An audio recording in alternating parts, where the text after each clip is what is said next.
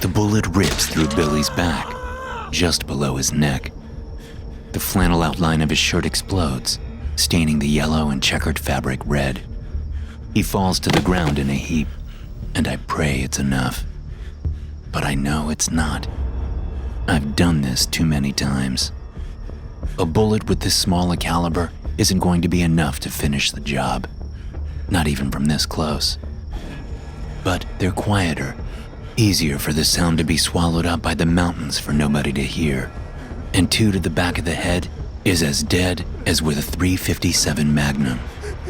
Of course, that's assuming the gunman isn't bawling his goddamn eyes out when he pulls the trigger. The bird song and scurrying of animals vanish in the wake of the gun's blast. It allows me to hear his shocked breath clearly. Billy fumbles, trying to stand, but he falls flat on his chest again. He flops on his back, momentarily hiding the blood, but it's already pooling beneath his body. There's no exit wound through his chest. The bullet must have bounced around in his lungs and is still lodged somewhere in there. His eyes widen as he sees me with a gun in my hand. "Jim?" Comprehension replaces the shock on his face, but his eyes are still wide with fear.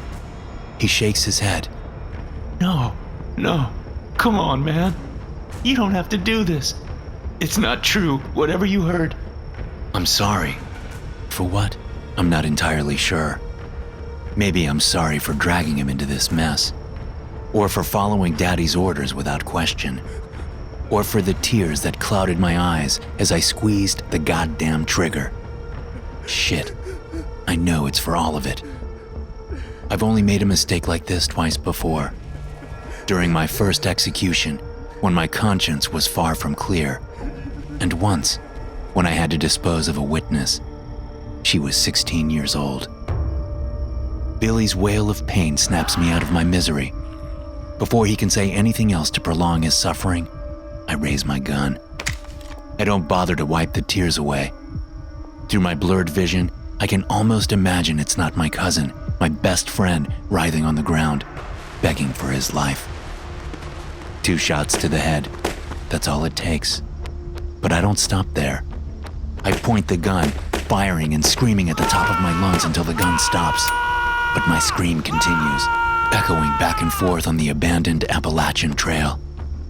After several long moments, my voice dies in the wind, wrapping me in silence and shame as I hurl the gun away. Ragged breaths escape my lips, and I bend over and heave. Nothing but strands of bile come out. When Daddy gave me the order to take out Billy, I hadn't been able to eat. Now, though, I feel the aching need to fill myself with something to dull the pain. Walking the short distance to the truck, I pull open the cooler of beer Billy had packed.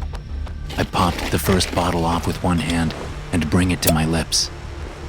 The cold brew is an instant relief from the raw agony of my throat. But it's not going to be enough. It's never fucking enough. 3 more flow down my gullet before the pain is dull enough for me to do what needs doing. I pick up the shovel, walk into the underbrush, and find my gun. Being sloppy got Billy killed, and I don't want the same to happen to me. Or do I? More and more, I've been thinking maybe that would be for the best. Maybe it's time to finally put an end to the violent madness of my life. Time to sit down with a bottle of Jack and finally work up the courage and use the gun on the person who truly deserves it. I take a shuddering breath and let the darkness wrap over me. But I know I won't go through with it. I'm too good of a son, of a soldier, to defy Daddy and insult him by being a suicide case. I bury the thoughts and the doubts. I kick the shovel into the ground and start digging. Crime is everywhere in America. Sure, Hollywood and the small screen give you a certain image of it. Usually, the Irish or Italians in suits in big cities like New York or Boston. Or Hispanic and black guys in red or blue fighting to the death on the West Coast. Guys in leather riding atop Harleys has been another popular image lately. I'm not saying there's not a degree of truth in those portrayals, but it all gets romanticized and sanitized through stereotypes and easy-to-recognize images. People need to know who to root for when they flip on the tube.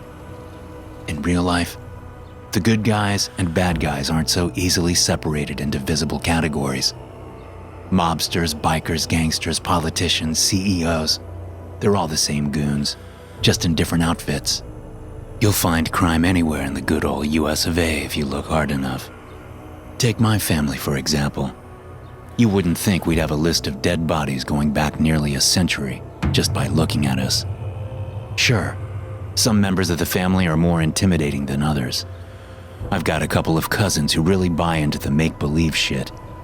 They've got more tattoos than common sense and fancy themselves the newest batch of rebel without causes. Myself, I always took after Daddy's example.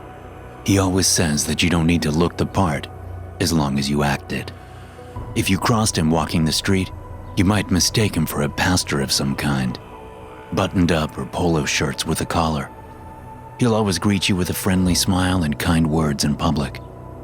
But if you ever meet him behind closed doors, or if you ever owe him money, look out. More specifically, look out for me. I'm equal parts beef and brawn. A former high school superstar at the local level, but without the smarts or skills to go pro. But none of that mattered to me. I always knew that I was going into the family business someday. My family got their first taste of crime during Prohibition. We always cooked up shine in the hills away from prying eyes. Still do, even though it doesn't pay anything. But Daddy believes in holding on to our heritage. Almost overnight, there was a market for our swill outside the hollers. Criminal outfits from Chicago and other northern cities were willing to pay top dollar for booze and went south looking for it. For the first time since we got off the boat, my family was finally making a living. No more breaking our backs in the coal mines, or making pennies digging ditches, or cleaning hillsides. Moonshine built our family houses and put food on the table. From what Daddy says, in those early days, we were content to sit back and take what scraps the mobs tossed our way. That all changed after the government woke up and smelled the coffee. Alcohol became readily available across the country, taking my family's livelihood with it. But after finally getting a taste of the good life, we weren't willing to sit idly by and live in the dirt anymore. Our portfolio has diversified over the generations. Marijuana was our next big ticket item. We lacked the means and the contacts to get into the coke game, but we knew plenty of ways to sneak the white powder up north for a cut. Meth and oxy are our biggest sellers now, but we've got a hand in pretty much every crooked pot you can imagine. Daddy tells these stories with a grin and a knowing wink to the select few. I grew up on his knee, knowing that someday I would become a part of something important. I did small jobs, getting more responsibilities as I got older, until it was time to make my bones. Until the night Daddy dragged a sniveling man and me out to the woods and put a gun in my hand. I cried after pulling the trigger, but Daddy shushed me, hugged me tight, and told me that it would get easier. He was wrong. I dragged Billy toward the freshly dug hole, trying to ignore the memories of growing up together. Billy was the son of Daddy's cousin. That either made him my first cousin once removed or second cousin, depending on who you ask. From what I understand, for most parts of the country, this would have made us pretty distant relations. But in Appalachia, cousins are close as brothers. Me and Billy were no different. His father hadn't been connected to any of the family's criminal doings. I think he thought that would protect Billy from us. But Daddy took care of his own, even those who didn't join us in the family business. Billy saw how Daddy tossed money around and how his dad worked himself to the bone to pay for a too-small trailer for him and his sisters. Joining us was a foregone conclusion. That's all obvious now. But everything's obvious in hindsight. I couldn't see this day coming when Billy and I were growing up. Not when we were kids wearing Ghostbuster t-shirts and playing with Ninja Turtles. Or later, when we were in high school, playing for the same team and chasing the same girls. And certainly not when it came time for Billy to take his own walk in the woods, with a gun in his hand with an order from Daddy. Somewhere along the line, though, things had changed. I blamed the drugs. Our family made our money through dealing and trafficking, but Daddy was adamant against using this shit ourselves. I obeyed like a good soldier, but Billy had always been more rebellious than me. Shipments started coming up short, and the people we deliver coke for, well, you don't want to make them mad. Daddy might be a real big fish around these parts, but we're well aware of how small our pond is. That's why he had me bring Billy up here with some bullshit story about fish and wildlife poking around and making sure our secrets stayed buried. I drop Billy in the hole and start filling it, trying to drown out the sound of his screams echoing in my mind. Eventually, I have to stop and down another couple of beers before returning to the task, but his pleas never stop. They're a constant hum in the back of my mind. No matter how fast I fill the hole, they're still there even after I pat the fresh dirt and drape fallen tree branches over it. I stand over his grave and try to think of something to say. Billy deserves more than this. He had his demons, but who in the family doesn't? Certainly not me. He deserves better than an unmarked grave and unanswered questions from his family. But I know any words I say are only for my benefit, so I remain silent and turn back to the truck. I freeze, staring at the boy staring at me. Do it. Daddy's orders have been hammered into my head so often that I don't need him here to hear his voice. My guts churn as I look at the boy. He can't be more than 8, half the age of the girl I killed. God, no, I can't. But I'm already reaching for the gun tucked behind my belt. My hand touches the cold metal, and a breath pushes past my lips as I remember it's empty. I let out a breath as the sweat freezes on my forehead. Oh, thank Christ. I have a reason not to kill the kid. He locks eyes at me, and I stare at him, at his torn shorts, his faded Ghostbusters t-shirt, his dirty blonde hair wove into a rat tail at the back.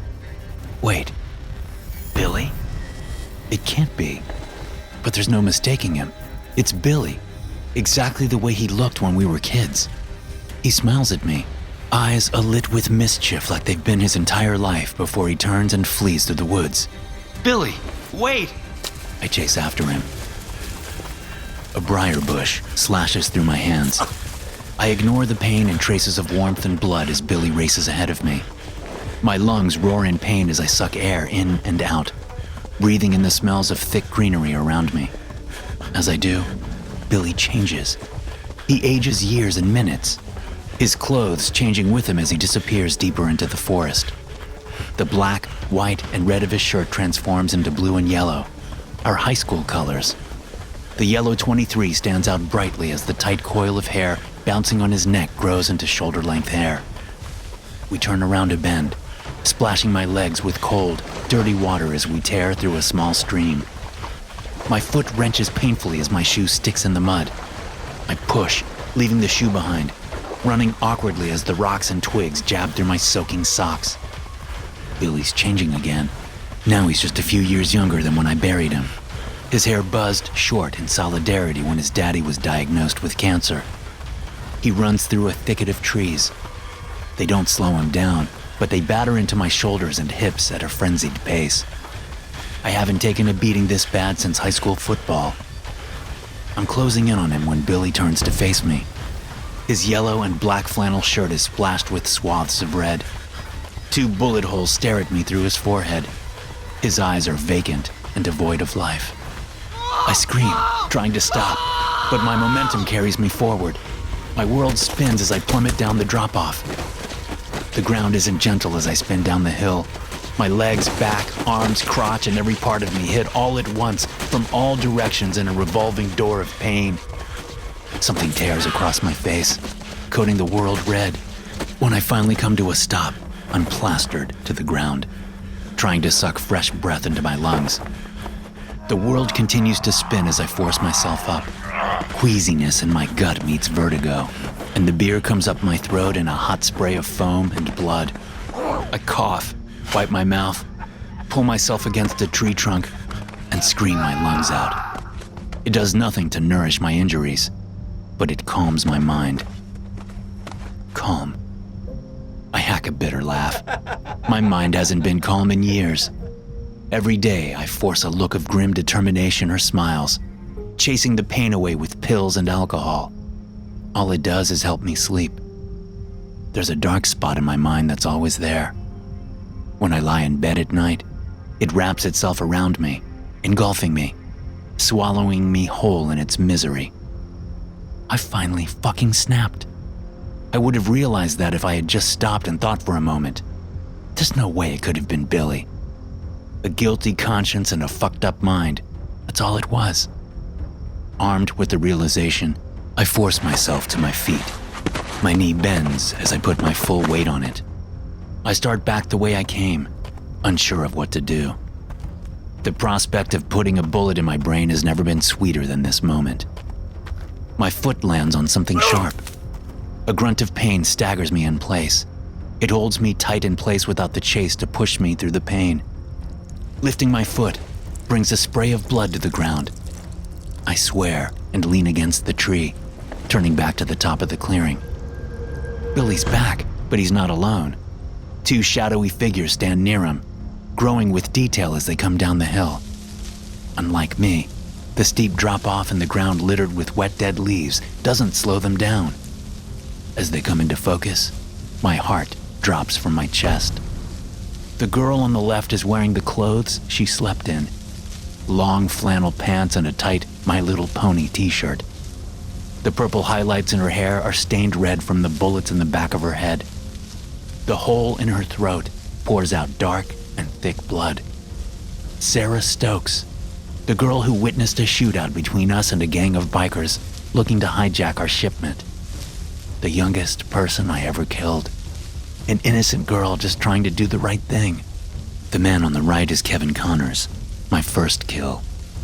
A man who once won the lottery, then blew through his windfall and turned to gambling to try and reclaim his former glory. He never did. And when it became clear he wouldn't be paying back the money Daddy loaned him, we dragged him out here.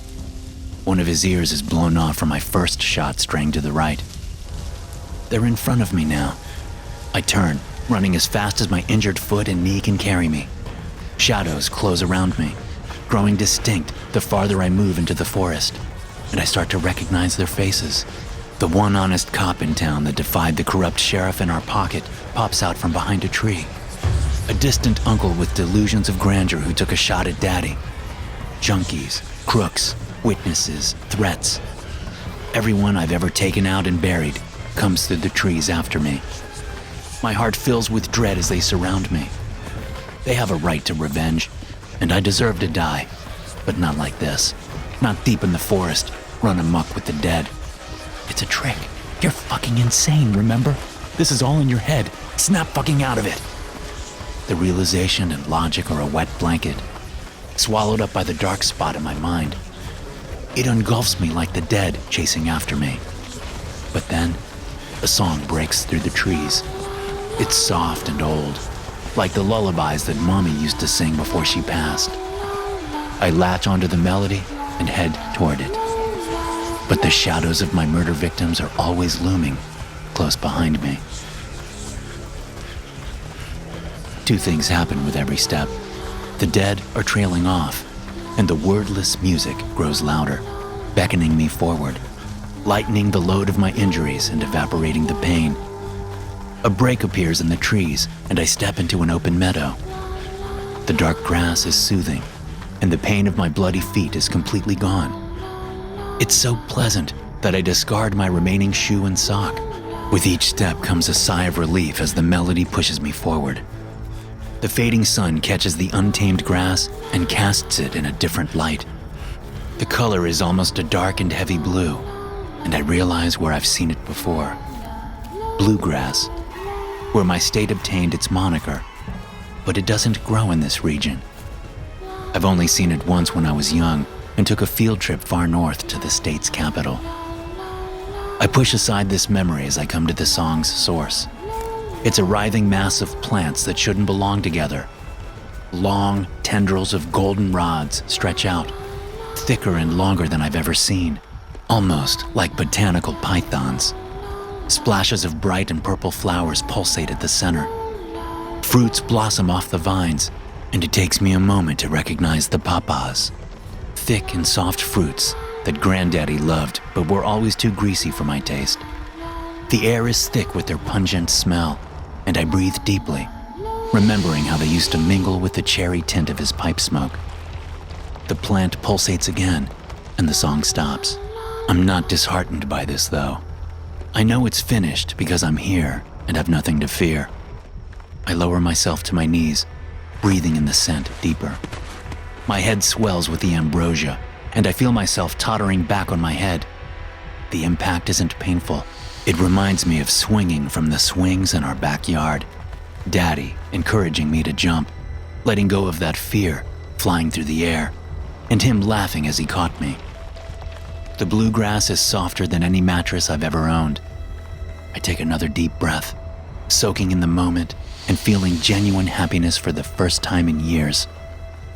I don't know how long I lay there before I notice the itching. It's a dull sensation at first, like after a shot from the dentist before he starts drilling holes in your teeth. But the longer it goes on, the harder it is to ignore. I force an eye open, breaking myself from my dream, and raise my hand to my eyes. It's raw and red, dripping blood, the skin disintegrating before my eyes. I force myself up, but something grabs hold of my shoulder. Billy's blank eyes, the two holes I put in his head, all stare at me. The others soon join him. Sarah takes the other shoulder, Kevin Connors my legs, and then all of them hold me down. I struggle against them, fighting for my life when I realize something. They're not violent. The dead aren't trying to tear me to pieces or rip into my flesh. They're merely keeping me in place. And I realize that I don't want to move. I'm so goddamn tired of fighting. I can't bear to go down the hill and face Daddy or carry out another murder in his name. I'm done. I let out a shuddering breath as the bugs pour out from the mass of beautiful plants. I can't tell what they are. They're black and indistinct as they wash over me in a wave of tiny legs and biting mouths.